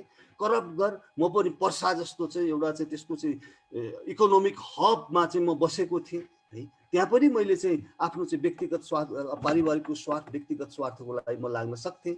अपराधी तस्करीसँग महिनावारी खान सक्थेँ। काठमाडौँमा मैले सक्थेँ। यहाँ चाहिँ क्यासिनोदेखि लिएर चाहिँ रक्तचन्दन देखेर अपराधीको जति पनि गर्न सक्छ, खोइ त मैले त सकिनँ, गरिनँ त। त्यस कारणले आफ्नो डिसिजन आफैले गर्ने हो। राजनीतिक कर्मीलाई दोष दिने होइन हो। यो देशमा राजनीतिक कर्मीहरू भ्रष्ट छन्, 90% भ्रष्ट छन् है। अब त्यो भ्रष्ट भयो भन्दैमा आफू भ्रष्ट हुने होइन। यहाँ त कतिपय मान्छे अस्ति मात्र चाहिँ 101 वर्ष कि 103 वर्षमा एकजना चाहिँ पूर्व प्रधान न्यायाधीशको चाहिँ निधन भएको छ, सिंह सरको। यस्ता क्लिन मान्छेहरू पनि हुनुहुन्थ्यो नि। अहिले पनि 10% त क्लिन मान्छे छन्। इन्भाइरोमेन्ट जतिसुकै के अरे करप्ट पोलिटिसियन भए पनि क्लिन छ नि। तर त्यो क्लिन मान्छेहरूलाई के छ भन्दाखेरि एन्टी करेन्टमा बग्नको लागि चाहिँ गाह्रो चाहिँ हुन्छ है फेरि, तर सन्तुष्टि हुन्छ, सेटिस्फ्याक्सन चाहिँ हुन्छ। त्यस कारणले म त दोष त्यो पापी, त्यो लोभी, त्यो लम्पसारवाद, त्यो बेमान ब्युरोक्रेट्स जसले चाहिँ आफूले लागेको जिम्मेवारी, आफूलाई दिएको जिम्मेवारी इमान्दारीपूर्वक गर्न सक्दैन, त्यो पापीलाई पनि दोष दिन्छु। यो बेमान जनताको सेवा गर्छु भनेर घर घरमा चाहिँ भोट मागेर मन्त्री प्रधानमन्त्रीदेखि लिएर के नेता हुने, जसले चाहिँ आफ्नो चाहिँ बोले अनुसारको चाहिँ आफूले बोले अनुसार काम गर्न सक्दैन, ती बेमानहरूलाई पनि म त के गर्छु भन्दाखेरि चाहिँ दोष दिन्छु। त्यस कारणले तपाईँ अभिषेकजी है, तपाईँ यो आफैमा डिपेन्ड हुन्छ है, यो फेरि आफैमा डिपेन्ड हुन्छ। तपाईँको निर्णय आफैले गर्ने हो, अरूले निर्णय गर्ने होइन। त्यो एक्सटर्नल फोर्सले होइन, आफैले गर्ने हो, आफै त्यसमा तयार हुने हो। त्यस कारणले मैले अघि न सबै युथहरूलाई भनेको थिएँ, तपाईँ फिजिकल्ली स्ट्रङ हुनुहोस्, मेन्टल्ली स्ट्रङ हुनुहोस्, इमोसनल्ली स्ट्रङ हुनुहोस्, फिनान्सियली स्ट्रङ हुनुहोस् र स्पिरिचुअली तपाईँ स्ट्रङ हुनुहोस् भनेर मैले यहाँलाई भनेको छु। Thank you Ram sir. हजुर thank you so much sir, thank you so much. म कुनै कजले आज भिडियो अन गर्न सकिरहेको छैन, मेरो यो अलिकति डिभाइसेसको प्रब्लमले। सरले हामीले निम्ता गर्नु पूर्व नै स्वीकारिसक्नु भएको छ निम्तालाई। कलेजमा नर्मल सिचुएसन भइसकेपछि हामीले कलेजमा सरलाई निम्ता गर्ने नै छौँ। फेरि अझ फेस टु फेस इन्टरेक्सनको वातावरण पनि मिल्नेछ र अझै ग्रुमिङ हुने र अहिले छुटपुट भएका अहिले समावेश गर्न नसकिएका क्वेरिजहरूलाई पनि त्यति बेला हामीले समावेश गर्नेछौँ। र thank you so much Ramesh sir, out of यो भेरी बिजी स्केड्युल हजुरले टाइम दिनुभयो। धेरै फेसबुकमा पनि लाइभमा जोडिनु भएको थियो, केही पार्टिसिपेन्ट्सहरू यहाँभित्र जोडिनु भयो। हामीले धेरैलाई यहाँनिर समावेश गरेनौँ किनभने इन्टरेक्सनको टाइम लिमिट भएकोले पनि हामीले केही मात्रै इन्टरेक्सन गर्न सक्थ्यौँ क्वेरिजहरूलाई, त्यो कारणले पनि लाइभमै जोडिनु भएको थियो धेरै विद्यार्थीहरू। So thank you so much. हामी सबै विद्यार्थी फ्याकल्टिज र कलेजको तर्फबाट सरलाई धन्यवाद भन्न चाहन्छौँ सर। हस् राम सर, एकदम आभारी छु, क्वेस्ट इन्टरनेसनल कलेजप्रति आभारी छु। यो कलेजबाट देशले खोजेको एउटा चाहिँ सक्षम असल नागरिक जन्मोस् भन्ने मेरो शुभकामना छ। हस्, thank you so much sir. हस्।